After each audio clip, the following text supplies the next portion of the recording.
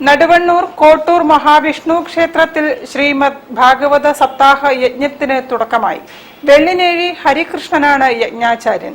ചടങ്ങിന് ശ്രീകുമാരൻ നമ്പൂതിരി ദീപം തെളിയിച്ചു.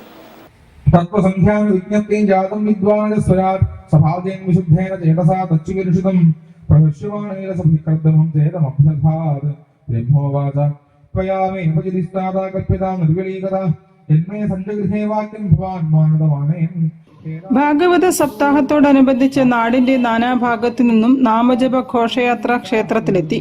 യജ്ഞത്തിന് ക്ഷേത്രം തന്ത്രി എളപ്പില ഇല്ലത്ത് ബ്രഹ്മശ്രീ ശ്രീകുമാരൻ നമ്പൂതിരി ഭദ്രദീപം കൊളുത്തിയതോടെ തുടക്കമായി. യജ്ഞാചാര്യൻ വെള്ളിനേഴി ഹരികൃഷ്ണനാണ് യജ്ഞത്തിന് നേതൃത്വം നൽകുന്നത്.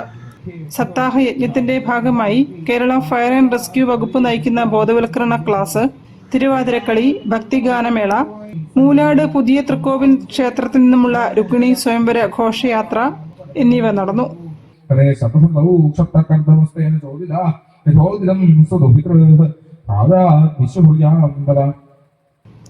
ഫെബ്രുവരി 23 തിരുവാതിരക്കളി, രംഗീഷ് കടവത്ത് നയിക്കുന്ന ബോധവൽക്കരണ ക്ലാസ്, 24 നൃത്തസന്ധ്യ, 25 പ്രതിഷ്ഠാദിനാഘോഷം, സൗജന്യ നേത്ര പരിശോധന ക്യാമ്പ്, ഗുരുവായൂർ ക്ഷേത്ര കലാലയം അവതരിപ്പിക്കുന്ന കൃഷ്ണനാട്ടം എന്നിവയും നടക്കും. News bureau, Kozhikode. നന്മ കോഴിക്കോട് സിറ്റി മേഖലയുടെ ആഭിമുഖ്യത്തിൽ കോഴിക്കോട് സെൻട്രൽ